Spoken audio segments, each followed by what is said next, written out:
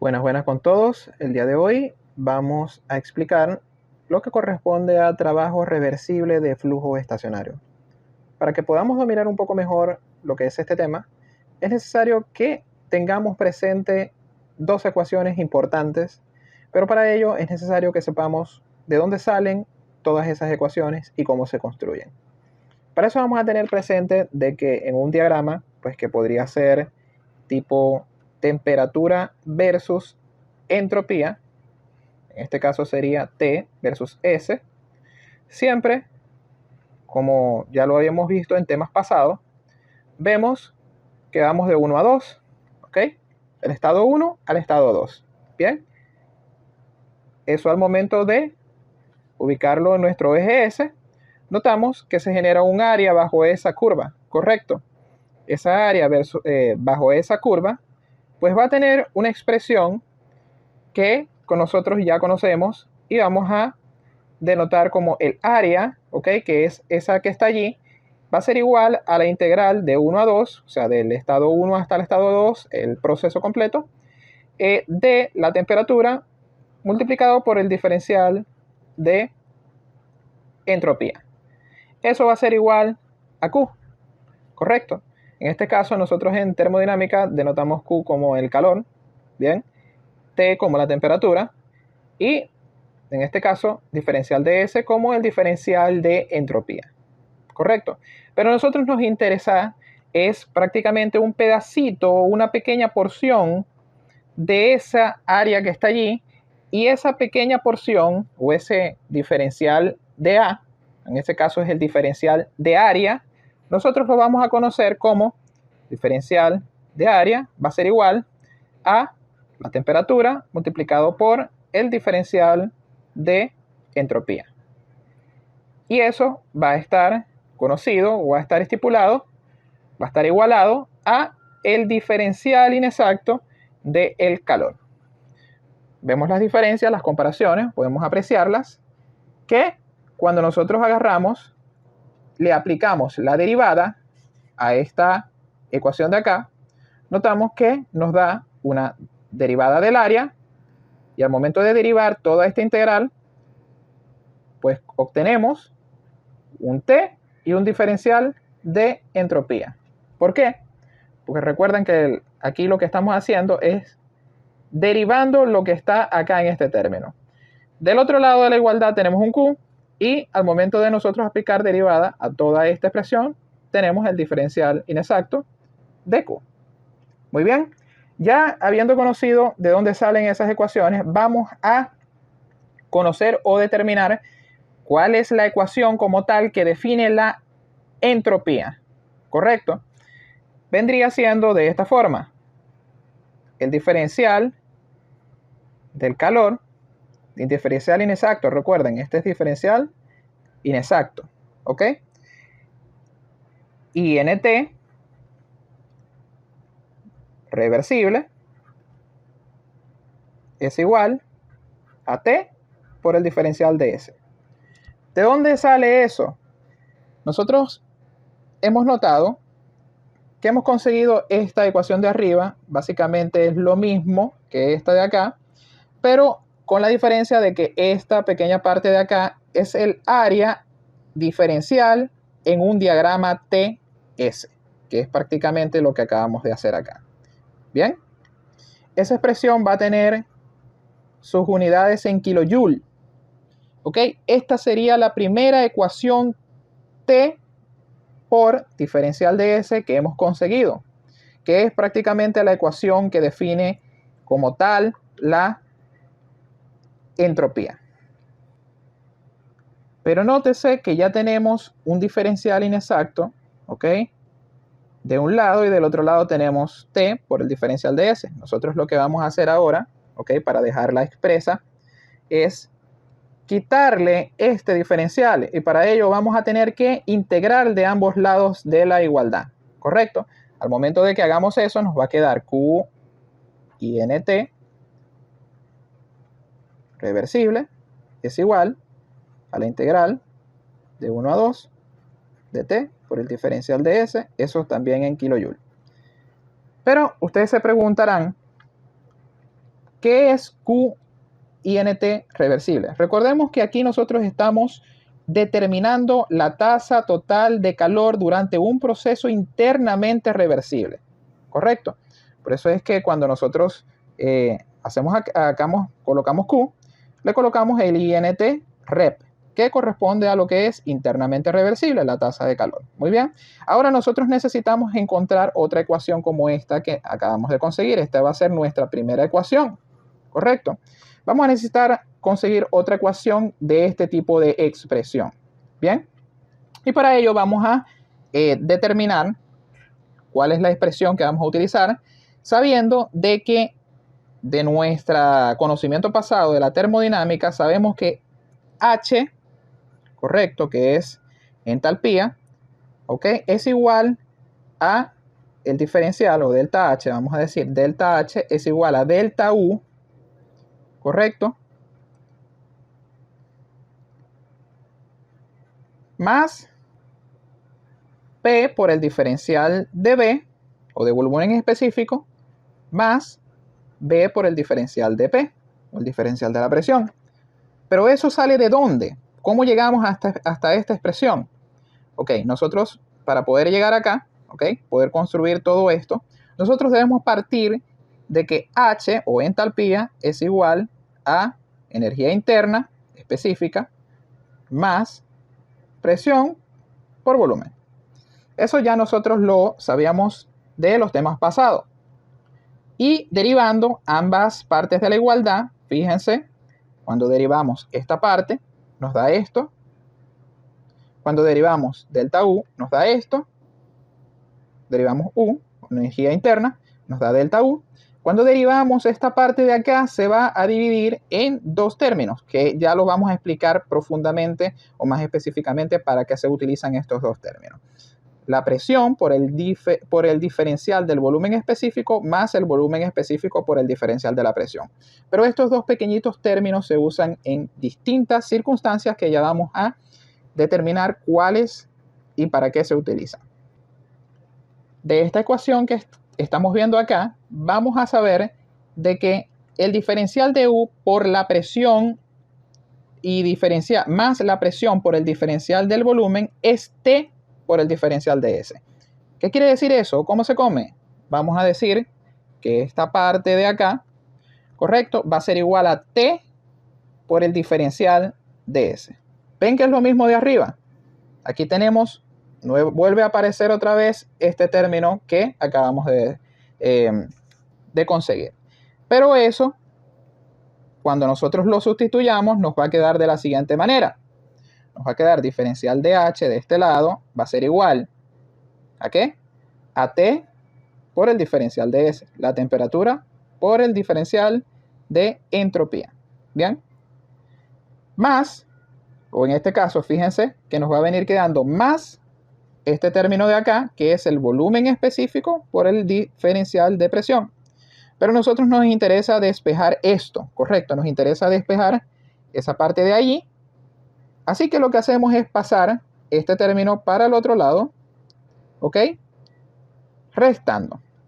Entonces, básicamente nos va a quedar T por el diferencial de S es igual a el diferencial de H o el diferencial de entalpía menos el volumen específico multiplicado por el diferencial de la presión. Ya hemos conseguido una segunda ecuación, que esa segunda ecuación va a estar, digamos, juntica con la primera que hemos conseguido y lo veremos más adelante dónde las incluiremos.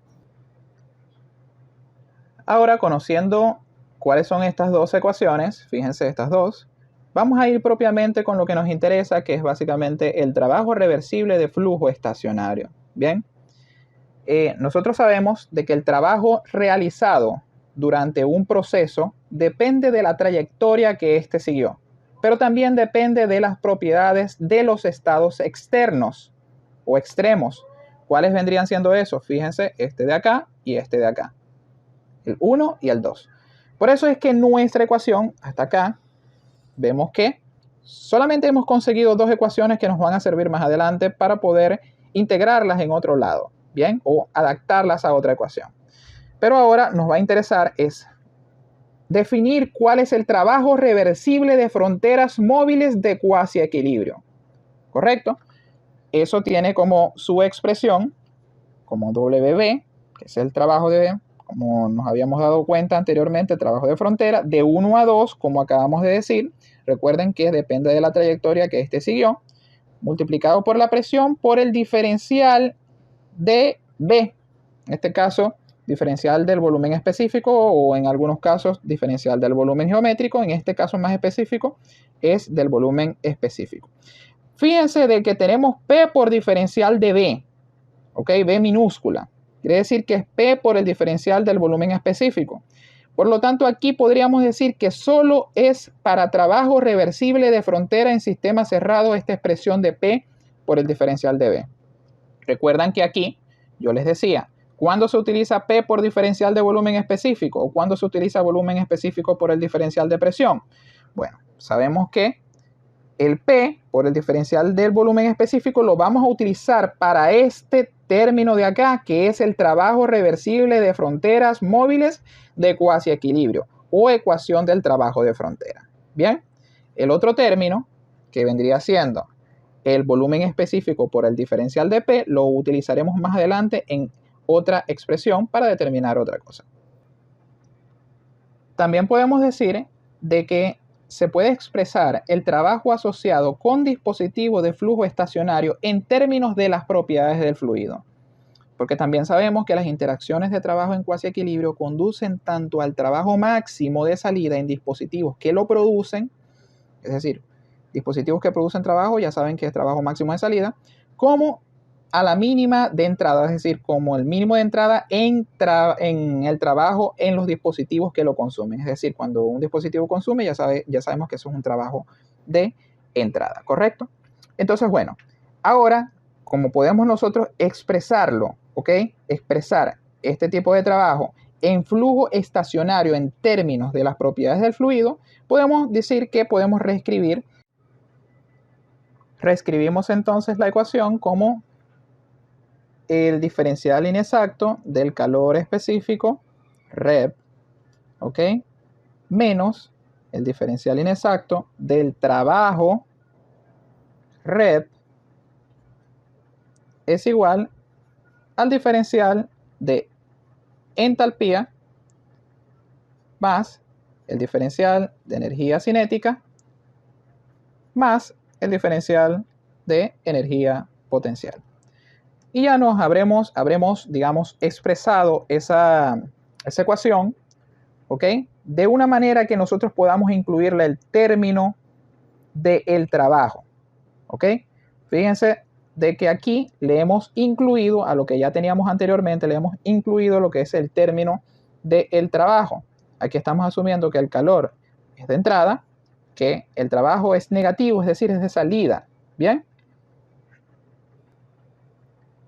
De esta manera, si tomamos la dirección positiva del trabajo desde el sistema, es decir, el trabajo de salida, podemos definir el balance de energía para un dispositivo de flujo estacionario de la siguiente forma. Acá nosotros sabemos de que va un diferencial inexacto de lo que es la carga, en este caso el calor, perdón, rep, bien, menos el diferencial inexacto de el trabajo, rep, vemos que colocamos un signo negativo, ¿ok? Porque estamos asumiendo que va saliendo, ¿correcto? Es igual a el diferencial de entalpía más el diferencial de energía cinética más el diferencial de energía potencial. Bien, de esta forma obtendremos el balance de energía para un dispositivo de flujo estacionario, cosa que nos va a interesar mucho. ¿Por qué? Porque esta expresión querida de acá que nosotros vemos, nosotros vamos a definirla como la ecuación asterico, ¿ok? Vamos a definirla de esa forma para que sepamos dónde vamos nosotros a sustituir. Acordémonos que ya anteriormente nosotros teníamos dos ecuaciones importantes. ¿Cuáles son esas dos ecuaciones importantes? Las ecuaciones que teníamos pasadas. Ustedes recuerdan cuando decíamos que el diferencial inexacto de Q rep es igual a T ds, o T, o en este caso el diferencial inexacto del calor reversible es igual a la temperatura por el diferencial de entropía, iba a ser o venía siendo nuestra primera ecuación, mientras que nuestra ecuación número 2, recordemos que era T por el diferencial de S es igual a diferencial de entalpía menos el volumen específico por diferencial de presiones. Pero ustedes sí recuerdan que nosotros habíamos dicho que cuándo es que nosotros íbamos a utilizar cada ecuación, ¿ok? Ya nosotros teniendo previamente definidas esas dos expresiones que las habíamos calculado anteriormente acá, ¿ok?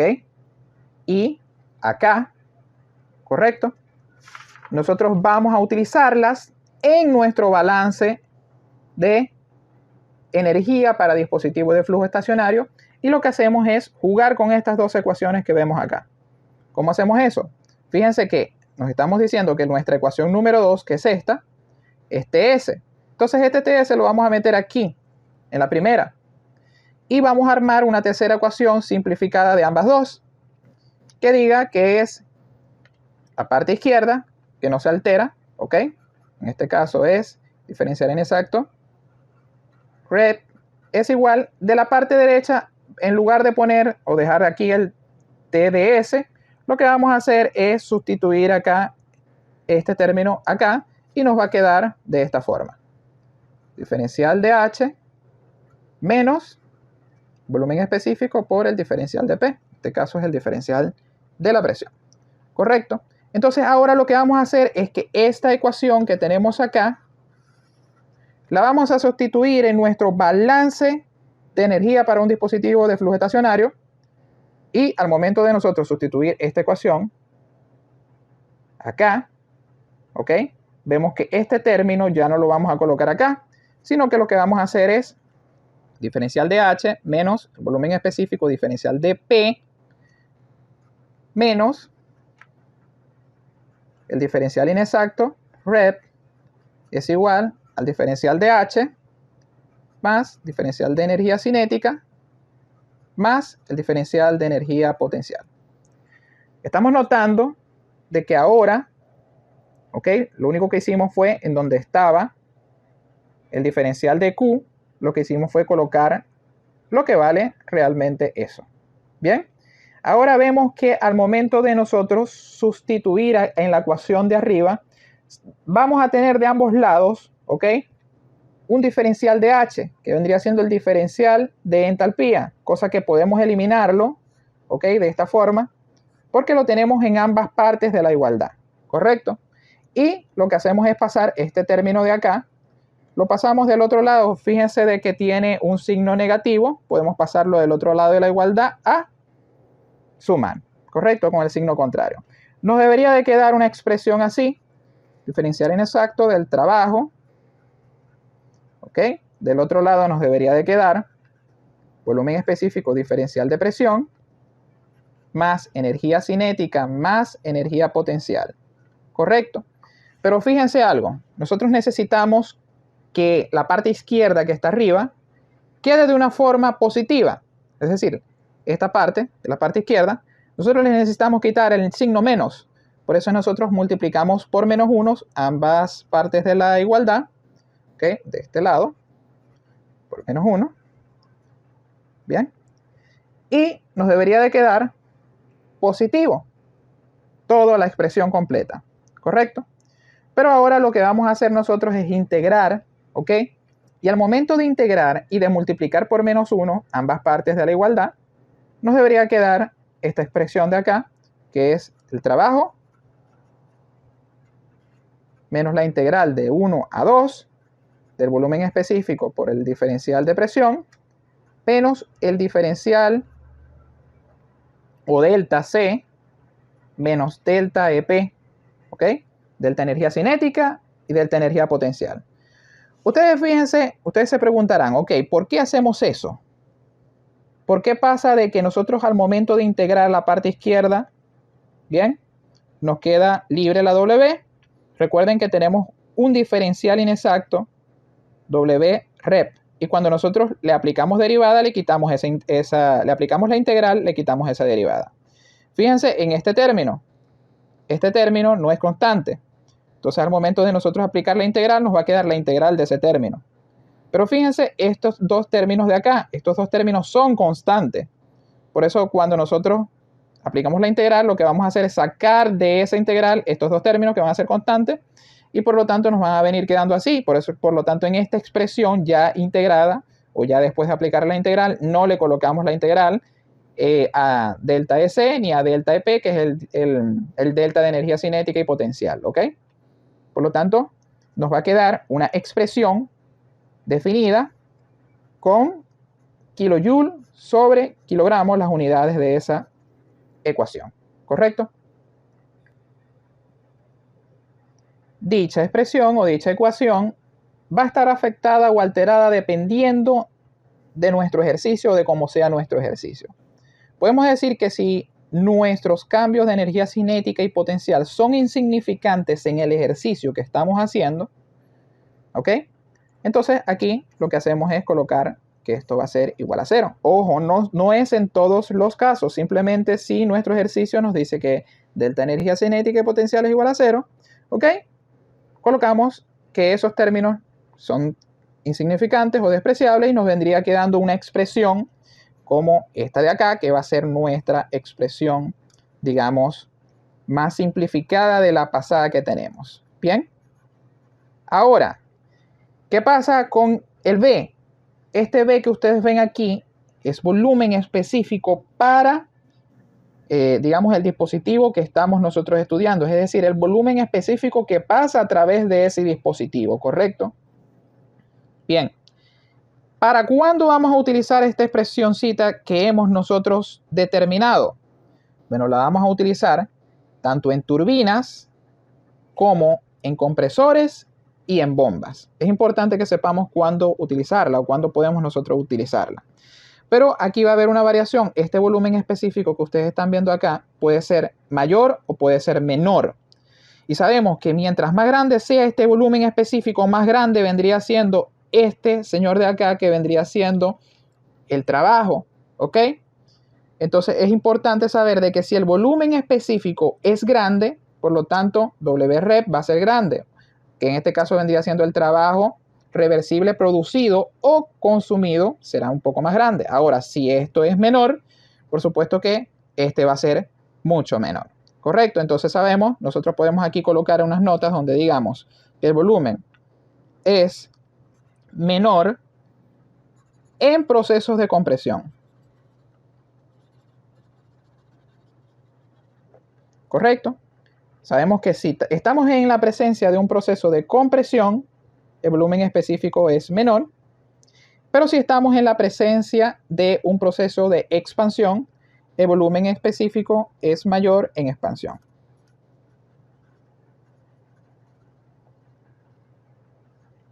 Muy bien. Entonces hay que tener presente esos dos casitos, ¿ok? Para que nosotros podamos saber cómo va a variar esto, ¿ok? Cómo va a variar este término dependiendo de lo que tengamos en el otro lado, el lado derecho, donde estamos integrando. Con esto hemos definido las relaciones para el trabajo reversible de salida asociado a procesos internamente reversibles. Con esta ecuación de acá. Muy bien. Ok, chicos, ahora vamos a tener presente de que la ecuación pasada, ¿ok?, va a tener un conjunto de variaciones y va a ser modificada dependiendo del caso que nosotros tengamos, como ya lo habíamos dicho. Recuerden de las ecuaciones que nosotros teníamos, en este caso, las ecuaciones iban a ser estas que nosotros acabamos de hallar acá, ¿ok? Darán un resultado negativo cuando el trabajo se realiza sobre el sistema. Para evitar esto, las ecuaciones pueden escribirse para el trabajo de entrada en dispositivos de flujo estacionario como compresores y bombas. ¿Ok? Esta expresión de acá, que nosotros habíamos estipulado, recuerden, es esta ecuación que nosotros estamos viendo allí, presente. ¿Ok? Vendría siendo toda esta. Esta es la general. Bien. Si vamos a tener compresor o bomba, o vamos a estudiar con un compresor o una bomba, fíjense, nosotros no le vamos a poner, no lo vamos a despreciar, al menos que el ejercicio nos lo esté diciendo. Entonces lo colocamos de esta forma así, ¿ok? Compresor y bomba. El trabajo, en este caso, vendría teniendo la energía cinética, la energía potencial, más el término que se va a integrar. Pero fíjense, aquí esto es solamente para sistemas de flujo estacionario en sistemas cerrados, ¿ok? Sistemas de flujo estacionario en un sistema que no es cerrado, ¿bien? En este caso vendría siendo de esta forma. Aquí podemos ver un equipo o un sistema en flujo estacionario que no es cerrado, ¿bien? Pero también estaría, esa sería la primera variación. La otra variación, en este caso sería, fijémonos, aquí estamos utilizando P por el diferencial del volumen específico, es trabajo reversible de frontera para sistemas cerrados. Es decir, aquí fíjense, la diferencia de estos dos. Aquí tendremos un cilindro émbolo pistón donde tenemos un sistema cerrado y ahí en lugar de utilizar esta expresión, ¿ok? Que es prácticamente el término que se integra de la ecuación general que vimos acá, ¿ok? En lugar de utilizar esta expresión que tiene volumen específico diferencial de presión, vamos a utilizar el caso para el que yo les explicaba anteriormente, la presión por el diferencial de volumen específico, ¿correcto? Eso es muy importante que sepamos diferenciar cuándo usar volumen específico diferencial de presión o presión por el diferencial de volumen específico. En resumen, para sistemas cerrados, presión por el diferencial de volumen específico, y para sistemas de flujo estacionario vamos a utilizar el volumen específico diferencial de presión. Y recuerden mucho que estos términos no precisamente siempre van a ser cero, ¿ok? Si nuestro ejercicio nos dice de que son cero, bueno, nosotros agarramos y lo hacemos cero y tomamos como si fuese esta parte, esta expresión de acá, que vendría siendo el volumen específico por el diferencial de la presión para sistemas de flujo estacionario, o recuerden, para sistema cerrado, esta parte de acá, que es presión por el diferencial de volumen específico. Pero necesitamos conocer B en función de P. Es decir, nosotros necesitamos conocer obligadamente o necesitamos determinar esto de acá, ¿correcto? Esa vendría siendo nuestra primera variación. Muy bien, ahora vamos a ver cuál es la segunda variación, o en qué podría variar nuestra ecuación del balance que teníamos anteriormente, dependiendo del caso.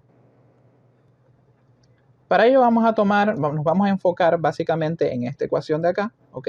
Sin los ceros acá, es decir, completa, teniendo presente que es completa, y vamos a tener en cuenta de que este término, fíjense cómo está este término de acá, está dentro de lo que es la integral, ¿ok? Mientras que los otros, por como ya lo habíamos dicho, ser constantes, no se integran. Y podemos decir que la segunda variación, ¿ok? En la ecuación en que teníamos presente, si el fluido de trabajo es incompresible, el volumen específico, por lo tanto, en nuestra ecuación, se simplifica a volumen que sale de la integral. Es decir, ustedes están viendo esta expresión en naranja que podemos apreciar aquí, que decimos, en este caso, el trabajo reversible es menos el volumen específico por la diferencia, en este caso vendría siendo la diferencia, ¿ok? Presión final menos presión inicial, menos, en este caso sería el diferencial de energía cinética menos el diferencial de energía potencial, que tiene como unidades kilojoules sobre kilogramos. Nosotros podemos definir esta ecuación para el fluido, si el fluido de trabajo que estamos estudiando es incompresible, como podría ser el agua, ¿ok? En este caso vemos que no tenemos la integral de este lado, porque ¿qué fue lo que hicimos? ¿Ok? En este caso, lo que hicimos fue que el volumen específico permanece constante, es decir, sale de la integral que nosotros habíamos estipulado, por lo tanto ahí no, digamos, no se le aplica la integral, y por eso es que nosotros conseguimos o determinamos esta expresión para, en este caso, sí, solo sí, como ya lo habíamos dicho anteriormente, solamente si el fluido de trabajo es incompresible podemos utilizarla, ¿ok?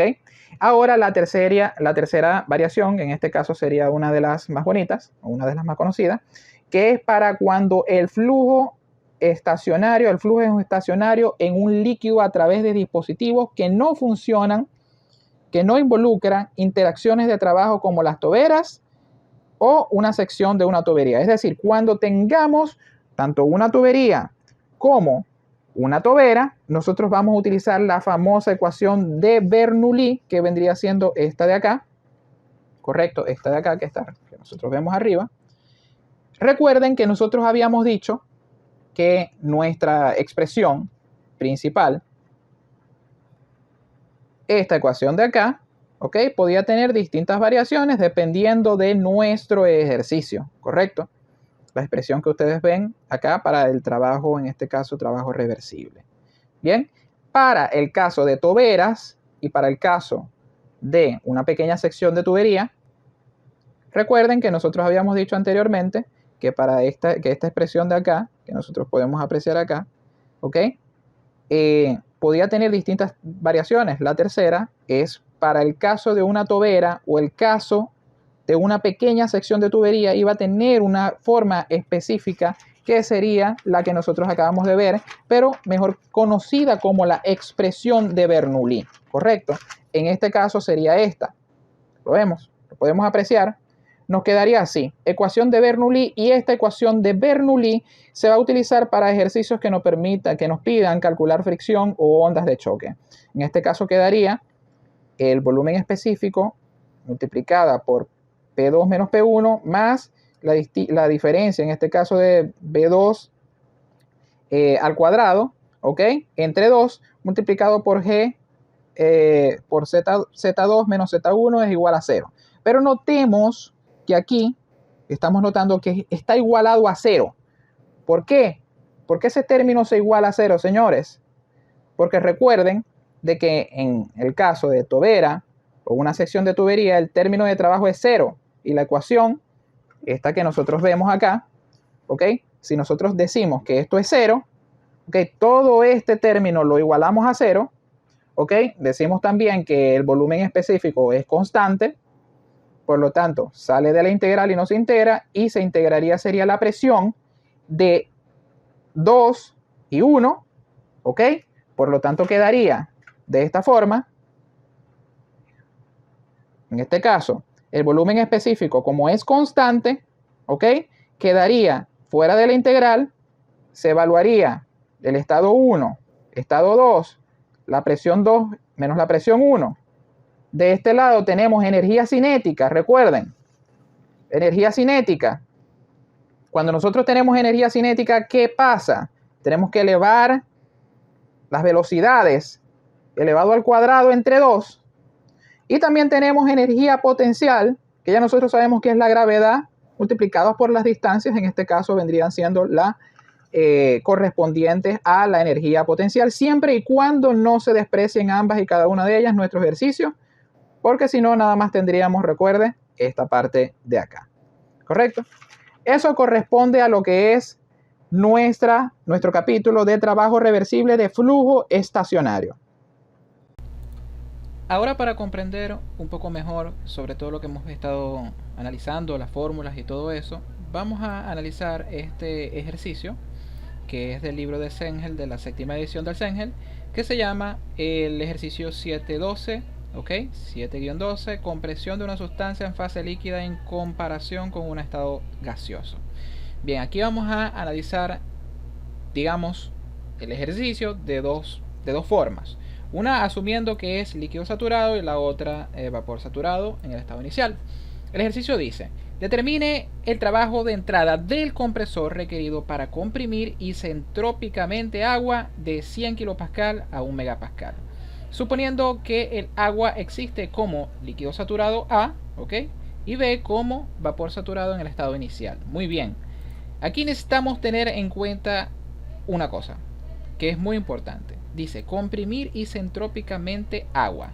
Ya sabemos que nuestra sustancia inicialmente es agua, bien, pero sabemos de que tiene que comprimirse isentrópicamente. Cuando ustedes vean que dice isentrópica o proceso isentrópico o algo así, quiere decir que existe la entropía, ¿ok?, constante, o que hay entropía constante, es decir, no hay cambio de entropía.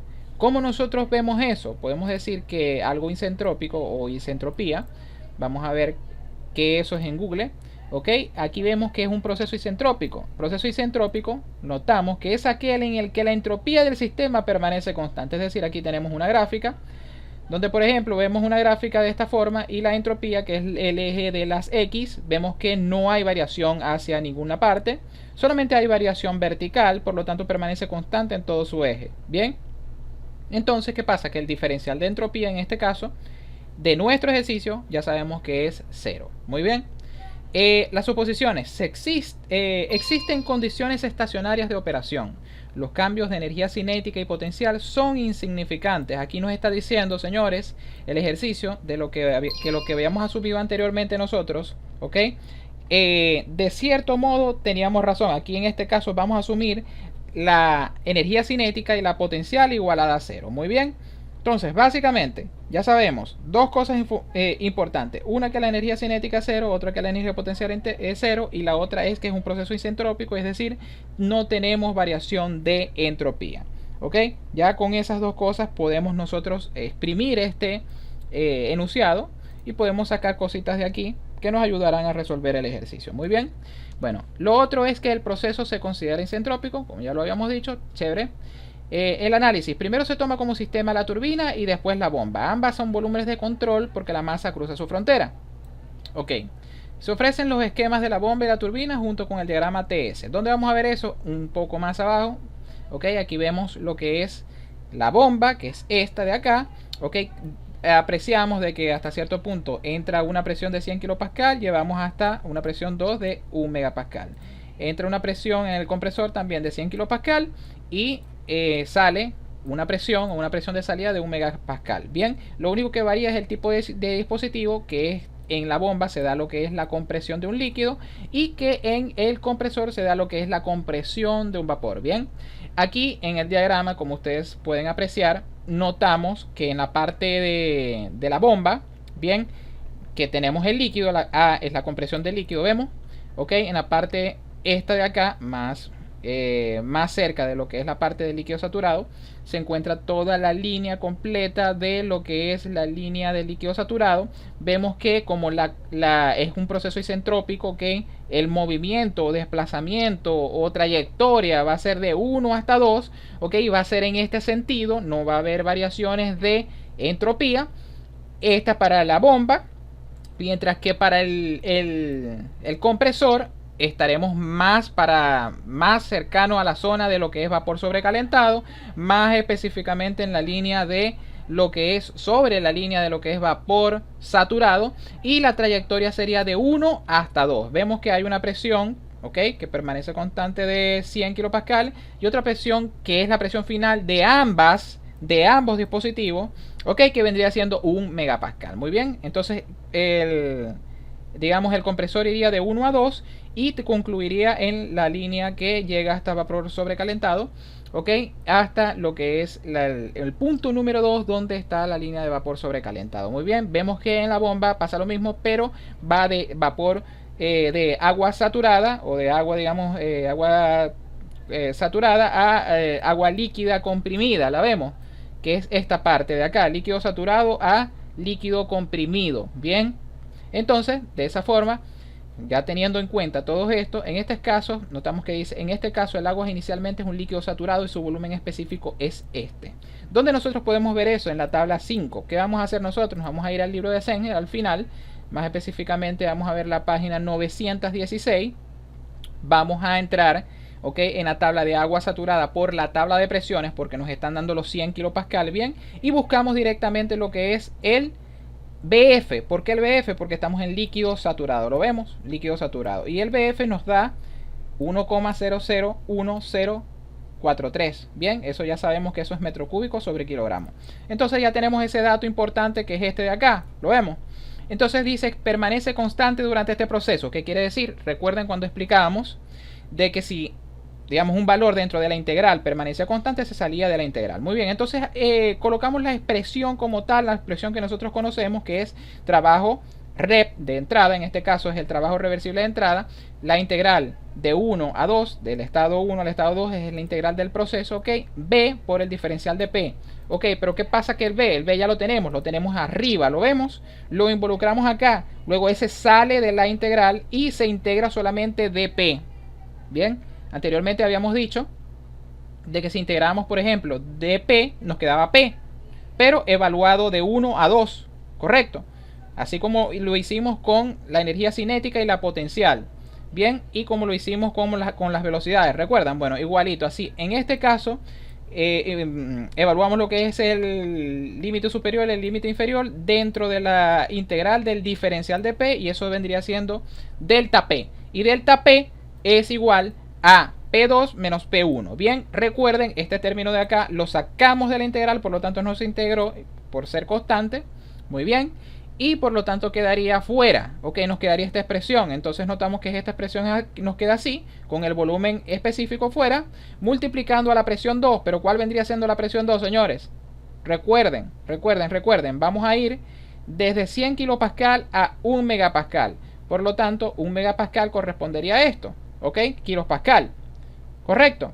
Y en este caso 100 kilopascal es la presión inicial. Recuerden, esta es la presión inicial y esta es la presión final. Entonces la colocamos aquí de esta forma, restamos estos dos términos, nos va a quedar 900 y luego lo multiplicamos por esto. Pero aquí pasa algo: metro cúbico kilogramo multiplicado por kilopascal. Recuerden que 1 kilopascal es, digamos, de esta forma la podemos nosotros convertir. Ok, nosotros con esta expresión de acá llevamos todo a kilojoule sobre kilogramos. ¿Por qué? Porque el kilogramo está abajo y sabemos que el metro cúbico está arriba. Y sabemos que 1 kilopascal por metro cúbico, 1 kilopascal por metro cúbico es 1 kilojoule. Ok, eso es una relación que nosotros tenemos. Entonces, para cancelar este de acá, ok, y digamos esto de acá y esto de acá que está arriba, lo que hacemos es dividirlo entre 1 kilopascal por metro cúbico. Tachamos el kilopascal con el kilopascal, tachamos el metro cúbico con el metro cúbico, nos vendría quedando kilojoule arriba, ok, sobre kilogramo. Y nos quedaría este valor de acá. Muy bien. Ya nosotros completamos la parte A, ¿ok? Que este es para, recuerden, para el agua, ¿ok? Como líquido saturado. Por eso fue que asumimos acá, en este caso, el volumen como líquido saturado, por supuesto. Ahora vemos que el agua, el inciso B, que ahora es para, digamos, esta parte de acá que corresponde al compresor, vamos a darnos cuenta que estamos en vapor saturado, o sea, estamos en esta línea de acá, la vemos. Ahora el agua es inicialmente un vapor saturado y todo el proceso de compresión permanece como vapor, puesto que el volumen específico del gas cambia considerablemente durante un proceso de este tipo. Se necesita saber cómo varía B con P para resolver la integración de la otra ecuación. En general, esta relación no se obtiene fácilmente, pero para un proceso isentrópico, señores, es importante que tengamos en cuenta esto, que consideremos el proceso isentrópico, porque si no, no vamos a poder realizar este ejercicio. Bien, entonces dicen que si es un proceso isentrópico, es posible conseguirlo a partir de una segunda relación T por el diferencial de S, haciendo ds igual a 0. Si se acuerdan, en las ecuaciones que yo les había dicho que nosotros habíamos determinado, las primeras ecuaciones que nosotros determinamos, ¿recuerdan? Bueno, que T por el diferencial de S es igual a diferencial de H menos el volumen específico por el diferencial de P. Bueno, en esta oportunidad vamos a utilizar esa ecuación y vamos a tener presente de que el diferencial de S, por ser un proceso isentrópico, es decir, la diferencia de entropía es igual a 0. Por lo tanto, acá en esta ecuación de todo esto, donde está el ds, vamos a poner 0. Y si ponemos el 0 acá, entonces se multiplica por T, que es la temperatura. Eso hace 0 la temperatura. Entonces nos quedaría nada más este término de acá, que sería esto de acá. Muy bien, ¿qué pasa? ¿Qué hacemos nosotros? Pasamos este término para la izquierda a sumar y nos queda así, correcto. Y este de H queda a la derecha y queda nuestra expresión de esta forma. Ahora sí podemos nosotros integrar, señores. Ahora sí podemos integrar de ambas partes de la igualdad. Bien, entonces por lo tanto lo que hacemos es integrar. Al momento que integremos ambas partes nos va a quedar el trabajo de entrada, es decir, el trabajo en este caso reversible de entrada vendría siendo el resultado de integrar esto y integrar esto de ambos lados de la igualdad para un proceso de 1 a 2. Recuerden, el proceso es simplemente moviéndonos desde aquí hasta acá, teniendo en cuenta la trayectoria, como ya lo habíamos explicado. Muy bien, entonces acá lo que hacemos es integrar esta parte y integrar esta parte de acá. Al momento de que nosotros agarremos e integremos eso, obviamente ustedes saben de que si nosotros integramos la integral, o hacemos lo que es el procedimiento de la integral del diferencial de h. Si nosotros tenemos integral del diferencial de x, es x, pero si nosotros tenemos la integral del diferencial de entalpía, es la entalpía o la diferencia de entalpía. Muy bien, pero recuerden que estamos evaluados de 1 a 2. Estos límites superiores hay que evaluarse en el resultado de esta integral, correcto. Entonces aquí, dentro de esta h, nos va a quedar dentro de esta expresión nos va a quedar es un diferencial de h ahora, un delta h, y ese delta h va a ser h2 menos h1, que vendría siendo en estos límites de acá, correspondiente, correcto. La entalpía 2 y la entalpía 1, pero recordemos, señores, de que estamos en vapor. ¿Ok? Si recordamos eso, estamos en vapor. Entonces tenemos que buscar la entalpía 1 en vapor y la entalpía 2 en vapor. Podemos decir que también es posible obtener este resultado en la relación de balance de energía para un proceso isentrópico de flujo estacionario. Enseguida determinaremos las entalpías. ¿Qué es lo que vamos a hacer? La misma tabla 5. ¿Recuerdan la tabla 5? Bueno, en el estado 1, ¿cuál va a ser nuestro estado 1? El estado 1 va a ser este, donde tenemos la presión, en este caso, la presión de 100 kilopascales. Por lo tanto, nos vamos con ese dato, conformamos ese uno de los datos importantes de las propiedades intensivas, digamos, que vamos a necesitar. Y el otro dato es que nos están diciendo que estamos sobre la línea de vapor saturado, que vendría siendo esta completa de acá, que estamos por acá, correcto. Entonces, ¿qué pasa? Ya tenemos dos datos suficientes, propiedades independientes, para nosotros poder llegar a meternos en nuestra tabla 5 y hallar estos valores. Fíjense, la tabla 5. Vamos a la tabla 5 y buscamos. ¿Cuál es la presión que estamos buscando? 100 kilopascal. Nos metemos en la presión de 100 kilopascal. ¿Dónde estamos? En vapor sobrecalentado, en vapor saturado, perdón. Entonces, ¿qué pasa? Nos vamos a los que tengan G y buscamos ¿cuál? Los H. HG, ¿dónde está HG? Fíjense que está por acá. HG corresponde a este. Y un HG, vamos a tener un HG de 2675.0, ¿qué? Kilojoule sobre kilogramo. Entonces tenemos acá 2675.0 kilojoule sobre kilogramo. Luego con los S, ¿ok? Con el S, para poder conseguir lo que es la entropía. Luego lo que vamos a hacer es que vamos a buscar los S y checamos por acá y buscamos el SG, porque estamos, recuerden, siempre estamos en la línea de vapor saturado. Entonces tenemos 7.3589. Vamos a ver cuánto nos dio. 7.3589. Con eso conseguimos la entropía, que vendría siendo kilojoule sobre kilogramo Kelvin. Muy bien, esto es importante que tengamos esto en Kelvin, en las unidades que prácticamente vamos a necesitar del sistema, en este caso el sistema internacional, ¿ok? Absolutas. Muy bien, en el estado 2, vamos a tener, en lugar de la presión de 100 kilopascal, vamos a tener la presión, en este caso la presión de salida, la vemos, y es de 1 megapascal, ¿ok? Y por supuesto vamos a buscar allí, en donde estamos, entrando por la presión de 1 megapascal, bajamos todo lo que podamos. 1 megapascal vendría siendo 1000 kilopascal, correcto.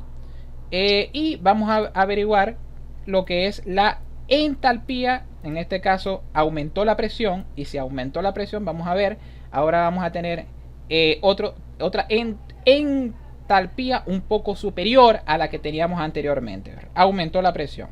En este caso aumenta la entalpía. Por lo tanto, vamos a buscar en el HG, en el estado 2.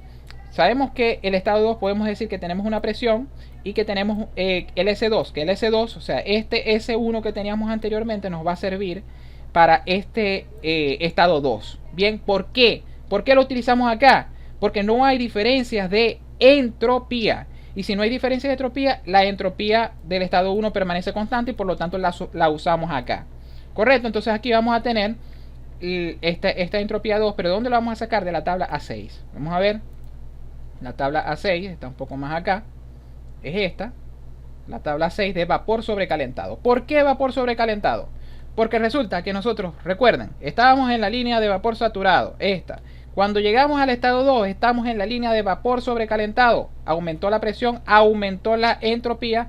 En este caso va a aumentar lo que es nuestra entalpía. En este caso no va a variar, va a permanecer constante. La entropía no va a variar, pero la entalpía se aumentó producto de la presión. Correcto, fíjense. Esta presión en 100 kilopascal, la otra presión en el estado 2 vendría siendo de 1 megapascal, es decir, una presión superior. Por lo tanto hizo que la entalpía variara pero la entropía, como ustedes se han dado cuenta, la S permanece en la misma línea, por lo tanto permanece constante. Entonces allí, ya que sabemos que estamos en vapor sobrecalentado, nos metemos en la tabla A6 y vamos a buscar el Hg para 1 megapascal. Entonces el Hg para 1 megapascal, en este caso sería, vamos a ver, entrando por 1 megapascal sería la presión 0,1 megapascal, más abajo, más abajo, más abajo. Aquí está, 1 megapascal. Y vamos a buscar cuando tengamos lo que es la, dependiendo de lo que tengamos acá, porque fíjense, tenemos que buscar ahora S. ¿Cuál es el S? El S que teníamos anteriormente, 7,3589. ¿Lo vemos? 7,3589, buscamos en la línea vertical 7,35, notamos que está entre dos valores, lo vemos, notamos que está en 7.3029 y 7.4670, es decir, notamos que está entre dos valores, está la entropía entre 3158 y 3264,5. Vamos a ver cuánto fue la entropía que nos dio, 3194,5, es decir, está un poco más a la de arriba, ok, está un poco más, está entre estos dos valores, ok, está entre estos dos valores. Entonces, ¿qué hay que hacer allí en ese caso? Interpolar. ¿Con qué valores vamos a interpolar? Con estos 4 que estamos viendo acá. ¿Y cómo lo vamos a hacer? Ya lo vamos a determinar. Muy bien, señores, entonces lo que vamos a hacer es interpolar. ¿Qué es lo que vamos a hacer? Poner las entalpías como X y las entropías como Y, ¿correcto? Entonces, fíjense, este valor de acá, este de acá, es el que nosotros nos dieron, que era la entropía constante, ¿correcto? Es el valor dato. Y nosotros necesitamos buscar un valor de entalpía que corresponda a esa entropía. Por lo tanto, vemos que es 375.89 el valor que teníamos anteriormente, ¿correcto? Vamos a ver por acá, ¿dónde está nuestro valor? Acá está, ¿lo vemos? Nosotros necesitamos conseguir esa entropía, esa entalpía, en base a esta entropía, ¿correcto? Entonces vamos a ver que es 7,35. El 7,3589 está entre dos valores de entalpía, de entropía, que son 73029 y 74670. Lo que hacemos es ponerlo acá. 74670 arriba, porque es el mayor, y 730 abajo, porque es el menor. O sea, va aumentando cada vez más, ¿correcto? Entonces, para este valor, nótese que para este valor vamos a tener este valor de entalpía, y para este valor vamos a tener este valor de entalpía, ¿correcto? Entonces lo que vamos a hacer es simplemente una interpolación y vemos a ver cuánto es el valor que nos da. Lo hacemos con nuestra calculadora. Muy bien, eso nos da 3194,45. Vamos a ver. Y vamos a ver si corresponde a nuestro resultado. Acá está en